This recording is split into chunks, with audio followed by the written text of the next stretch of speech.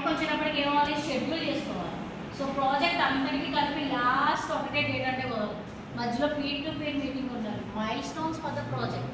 So మనం ఎక్కడైనా for example మనం ఇక్కడ నుంచి హైదరాబాద్ వెళ్దాం అనుకున్నాం అనుకోండి. సో ఇక్కడ ఒక మైల్ స్టోన్ తెలుసా మీకు, పాయింట్ డిస్టెన్స్ ఇండికేట్ ఇక్కడ ఒకటి అండ్ హైదరాబాద్ ఒకటి ఉంటుందా, చాలా మైల్ స్టోన్స్ ఉంటుంది డిస్టెన్స్, అవునా. సో ప్రతి చోట కూడా ఇలాగే ప్రాజెక్ట్కి మనకి మైల్ స్టోన్స్ ఉంటాయి.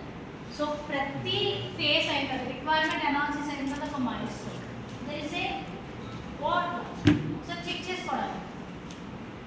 సో ప్రతి చోట we have to check and realistic timelines we have to done. ఓకేనా.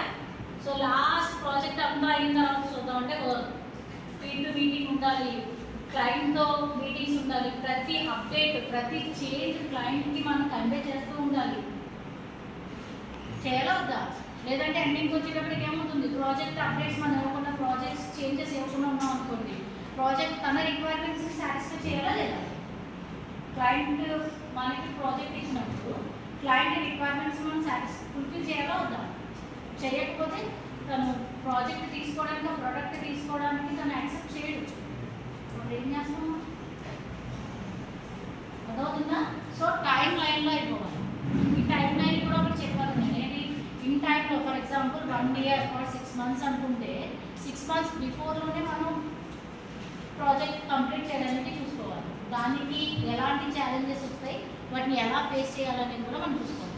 లేదు అంటే సేమ్ ఫీచర్స్ ఉన్న ప్రోడక్ట్ మార్కెట్లో రిలీజ్ అయిపోయింది అనుకోండి, అది క్లిక్ అయిపోయి సేల్ అయిపోయింది అనుకోండి, మళ్ళీ అగైన్ 1 month డిఫరెన్స్లో మన ప్రోడక్ట్ బయటకు వస్తే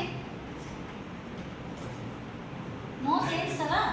అప్పుడు ఏం చేయాలి, 100 crores ఆఫ్ మనీ ఏం చేయాలి బడ్జెట్. సో నెక్స్ట్ మనకి మన కంపెనీకి ఏమైనా ప్రాజెక్ట్స్ వస్తాయా, రిపిటేషన్ పోతుంది కదా. సో ఇన్ టైంలో అలాగే బీటెక్ కూడా నిజం ఫ్రెషెస్కి కదా, అక్కడ చదవాలా ఫ్రెషెస్ అని